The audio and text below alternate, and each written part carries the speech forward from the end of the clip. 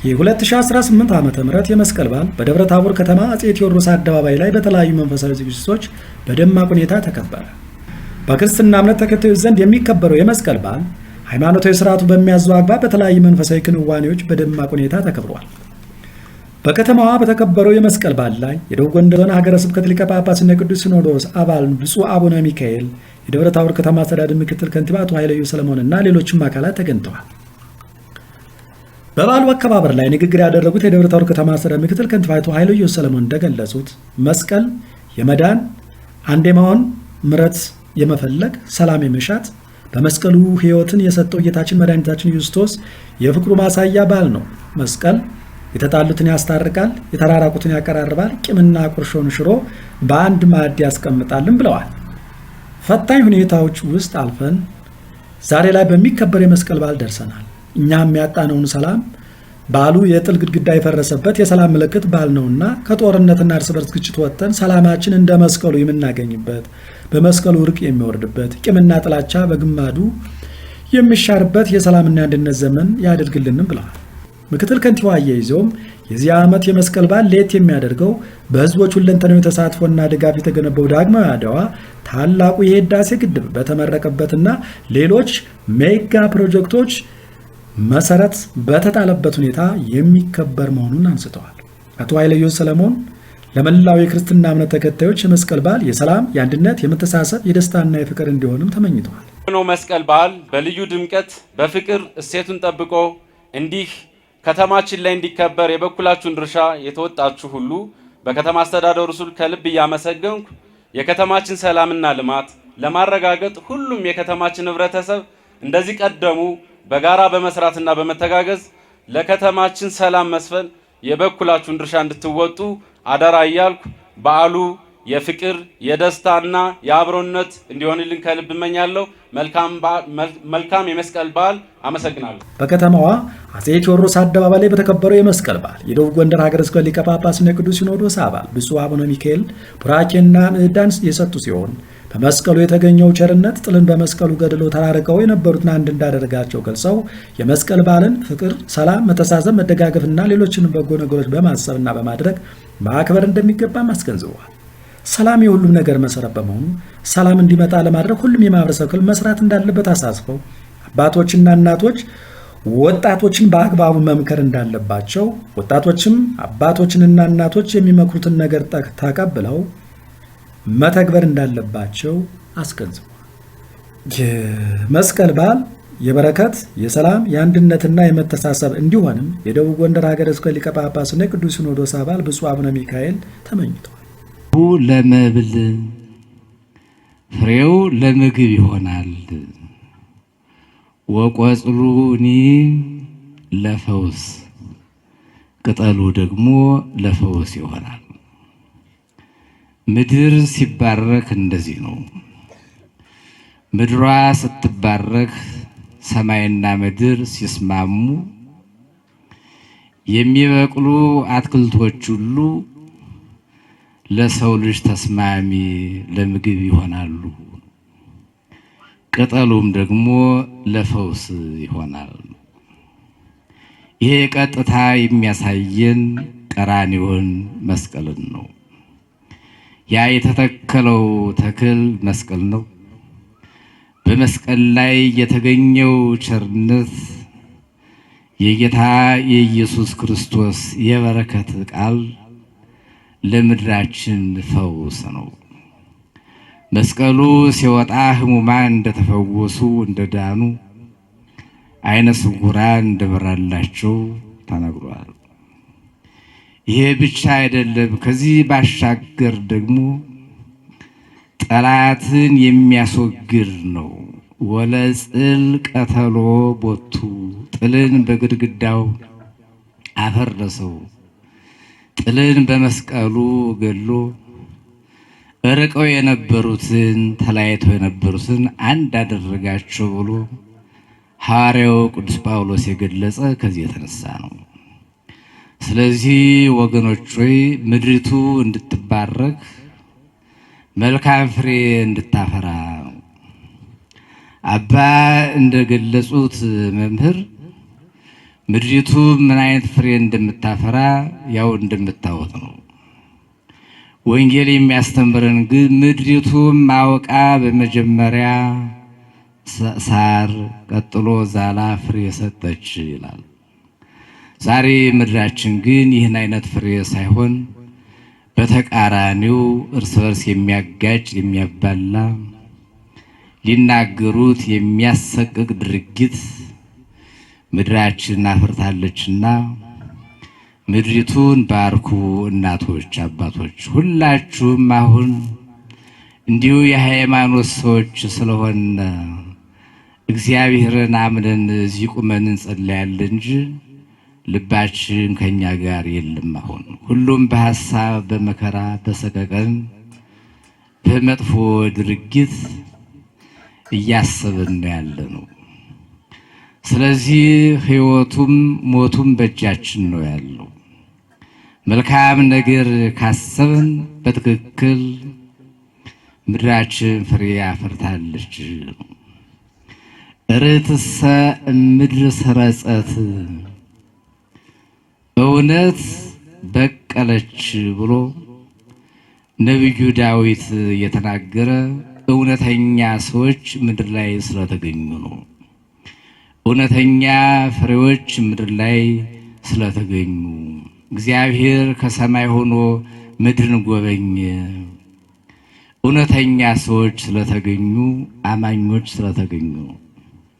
ስለዚህ አባቶች፣ እናቶች ሁላችሁም ሊቃውንተ ቤተ ክርስቲያን ምድሪቱ ከኛ የተነሳ አትረገም።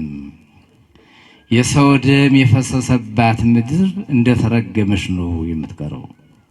ዛሬ በዘመናችን አይተነው የማናውቅ በታሪክ ሰምተነው የማናውቅ ምንም ቢሆን እናነባለን፣ መጻሕፍት እናያለንና በታሪክ አይተነው የማናውቅ መጥፎ ዘመን ላይ እንገኛለን። ይሄ ልክ መምህር እንደተናገሩት መካሪ ስለጠፋ፣ ልጆችን ወጣቶችን የሚመክር ስለጠፋ፣ ወጣቶች ደግሞ አልመከር ስላሉ ይኸው ምድራችን ሁል ጊዜ ዝናብ የሚፈስባት፣ ቡቃዬ የሚበቅልባት፣ አትክልት አበባ የሚታይባት ሀገር የነበረችው ሁል ጊዜ ደም እየፈሰባት ይታያልና በእውነት እግዚአብሔር ኃጢአታችን ይቅር ብሎ ምድራችን ወደ ጥንቷ እንዲመልስልን እግዚአብሔር ይፍቀድልን። ወይከውን ፍሬሁ ለመብል ሕዝቅኤል ሲናገር ፍሬው ለመብል ለምግብ ይሆናል። መቼም ሰው የዕለት ምግብ ሲያገኝ ነው። ይሄ ዝማሬውም ውዳሴውም አገልግሎቱም የምታዩት እኮ እህልና ውሃ ፍሬ ስላለ ነው። እህል ውሃ ፍሬ ከሌለ ቁሞ እግዚአብሔርን ማመስገን አይቻልም። ስለ መስቀል ማውራትም አይቻልም። ስለ ሃይማኖት መመስከርም አይቻልም። መቀደስ ማወደስ የሚባል ነገር የለም። ይህ ሁሉ በጎ ነገር የሚገኘው ሰላም ሲኖር ነው። ምድሪቱ ከደም እርግማን ርቃ በትክክል ፍሬ ማብራት ስትችል ነውና፣ ስለዚህ ልጆች፣ ወጣቶች መልካም ፍሬ እንድትሆኑ እናቶች አባቶችም ደግሞ መሰረት እውነተኛ ግንድ ሆናችሁ ልጆቻችሁን መምከር ስትችሉ ነው። ወቆጽሉኒ ለፈውስ ቅጠሉም ለመድኃኒት ይሆናል። ለእኛ መድኃኒታችን የእግዚአብሔር ቃል ነው። የእግዚአብሔርን ቃል ስንማር፣ ስንመከር፣ ስንጸልይ፣ እርስ በርሳችን ስንወያይ፣ ስንመካከር ምድሯ ትባረካለችና ለመመካከር፣ ለመወያየት፣ ለመጸለይ፣ ለፍቅር ልባችንን አንቃ ልባችሁን አንቁ እላለሁ። ስለዚህ ጌታ ኢየሱስ ክርስቶስ ከእውነተኛው ወንዝ መቅደስ የመነጨው ወንዝ አትክልቱነን አዝርቱነን በትክክል እንዳጠጣ በምሳሌ እንደተናገረ ከቤተ መቅደሱ ከእግዚአብሔር ጎን የፈሰሰው ደም በመስቀል ላይ የታየው የምሕረትና የቸርነት ቃል አሁንም ለምድራችን ትንሣኤ እንዲያደርግልን እግዚአብሔር ይፍቀድልን። ካለንበት መጥፎ አስተሳሰብ ካለንበት የጨለማ ጉዞ ነፃ ሆነን በእውነት ቀና ብለን እግዚአብሔርን እንድናመሰግን ትውልድ እንዲተካ እንዲማር ምድሪቱ በምስጋና በውዳሴ በቅዳሴ እንድትዋብ እግዚአብሔር ይፍቀድልን። ያስተማረን የመከረን ጌታ ስሙ የተመሰገነ ይሁን። በዓሉን ሲያከብሩ አግኝተን ያነጋገርናቸው የህብረተሰብ ክፍሎችን በሰጡን አስተያየት መስቀል ሰላም፣ ትሕትና፣ መተሳሰብ፣ መዋደድና አንድነት መሆኑን ጠቅሰው የመስቀል በዓልን ቂምና ጥላቻን አስወግዶ በፍቅርና በአንድነት ማክበር እንደሚገባ ተናግረው ሁላችንም ለሰላም መስራት አለብን ብለዋል። ስሜ የሾርቅ አከለ ይባላል። የደብረ ታቦር ከተማ ነዋሪ ነኝ። በመጀመሪያ ለመስቀል በዓል እንኳን አደረሳችሁ እላለሁ። ያው እንግዲህ የመስቀል በዓል በደቡብ ጎንደር ወይም ደግሞ በደብረ ታቦር ከተማ በዚህ መልኩ ይከበራል። እንደሚታዩት አባቶች የተክሌ ዝማሜ ያው ተክሌ እንግዲህ እንደሚታወቀው በደቡብ ጎንደር በዓለም ብቸኛ የሆነው የተክሌ ምስክር የሚገኝበት እንደመሆኑ ሊቃውንቱ የተክሌ ዝማሜ አቅርበውልናል። እንደምታያቸው የደቡብ ጎንደር ሀገረ ስብከት አጠቃላይ የሰንበት ትምህርት ቤት የደብረ ታቦር ከተማ ማለት ነው እና እነሱም እያቀረቡ እንደምናያቸው ናቸውና በዚህ መልኩ እናከብራለን። እንግዲህ መስቀል ለተዋህዶ ሃይማኖት ለክርስቲያኖች ለኦርቶዶክስ ተዋህዶ ሃይማኖት በይበልጥ ያው ድልን ያገኘንበት ከሞት ወደ ሕይወት የተሸጋገርንበት መከታችን ድልድያችን ነውና በቃ እጅግ ነው እንትን የምናከብረው ማለት ነው። የምንጠብቀው የምንመካበት ኃይላችን ነውና መስቀል በቃ የመስቀል ዕለት ሰላም የተሰበከበት ነው። ሰላምን ያገኘንበት ሰላምን የሰጠን መድኃኔዓለም በመስቀሉ ማለት ነውና በመስቀል ዕለት እንደኛ ሀገር ያው የሌለው ወጣው ባላየው እንደኛ ሀገር የሌሉትን እንትን የሚባልበት ለምሳሌ በግ ቢታረድ ከጎረቤት ድሃ ሰው ቢኖር እንትን ይባላል፣ ለዛ ሰው ይሰጣል ወይም ደግሞ ብቻን አይበላም። እስቲል ደመራ በውጭ ነው አይደል የሚደመረው፣ በሰፈሩም አለ። የሰፈር ሰዎች አዋጣው የሚችሉት ያልሻሉትን ደግሞ ጠርተው አብረው የመስቀልን በዓል ታሳቢ እንዲያደርጉ ይዘውበት የሚውሉት ታላቅ በዓል ነውና በጣም እንደ ክርስትና ሃይማኖት የምናከብረው የምንጠብቀው በዓላችን ነው ማለት ነው። እና ማህበረሰቡ ሁሉም በአጠቃላይ ከመስቀል ምን ይማርታል? ከመስቀል ሰላም ነው፣ ፍቅር ነው። መስቀል በነገራችን ላይ ጌታችን ኢየሱስ ክርስቶስ ከሰማየ ሰማያት ወርዶ ሜዳ ድሆ እንደ ሕፃን ልጅ ትንሽ በትንሽ አድጎ በመስቀል ፍቅር ነው የገለጸበት ነው። በመስቀል ተሰቅሎ እስከ መስቀል ድረስ ነው አይደል ያፈቀረን። ስለዚህ ያንኛ አብነት የምናደርገው አርአያ የምናደርገው እኛ እሱን እንከተል። የሚወደኝ ቢኖር መስቀሌን ይዞ ይከተለኝ ነው የሚለውና እሱን ከወደድ ነው እሱ ፍቅር ነው። ፍቅርን ያስተማረን መፋቀር፣ አንድነት፣ መተሳሰብ ጥሩ ነው። ጌታችን መድኃኒታችን ኢየሱስ ክርስቶስ በመስቀል ላይ የተሰቀለው ለሰው ልጅ ፍቅር ብሎ ነው። ለሰው ልጅ ሰላምን ለማምጣት ነው። ለሰው ልጅ ደህንነት ሲል ነው። ለሰው ልጅ ሁሉም በሰላም በፍቅር እንድትኖሩ ብሎ ማሳያ ነው። ስለዚህ ዛሬም እኛ የኢትዮጵያ ሕዝብ ማንኛውም ሕዝብ በተለይ ደግሞ የኦርቶዶክስ ተዋህዶ ቤተክርስቲያን አማኞች የሆኑ ሁሉ ልክ ጌታችን መድኃኒታችን ኢየሱስ ክርስቶስ በመስቀል ላይ ተሰቅሎ ሰላምን እንዳመጣልን ሰላምን እንደሰበከልን ሁሉ እኛም ሰላምን ልንሰብክ ይገባናል። አሁን እንደሚታወቀው በአካባቢያችን የተለያዩ ችግሮች አሉ፣ ግጭቶች አሉ። እነዚህ ግጭቶች በሰላም መፈታት መቻል አለባቸው። አዋፋት ሰላም ይፈልጋሉ፣ ነፋሳት ሰላም ይፈልጋሉ፣ አትክልት ሰላም ይፈልጋሉ፣ ሕፃናት ሰላም ይፈልጋሉ፣ ቤተ ክርስቲያን ሰላም ይፈልጋሉ፣ እንስሳዎች ሰላም ይፈልጋሉ። ሁሉም ሰላም ስለሚፈልግ ሁሉም ህብረተሰብ በሰላም በፍቅር መስቀሉን በማክበር ሰላም መስበክ አለበት የሚል ሐሳብ አለኝ። መስቀል ጎረቤት ከጎረቤት ዘመድ ከዘመድ የሚጠያየቅበት ነው። በተለይ በደብረ ታቦር ከተማ አስተዳደር ነሐሴ በበጌ ምድር ሰሜን ጠቅላይ ግዛት ማለት ይቻላል ነሐሴ 13 የደብረ ታቦር ዕለት የጀመረ እስከ መስከረም ሙሉ ማብቂያ ድረስ ዘመድ አዝማድ የሚጠያየቅበት ነው።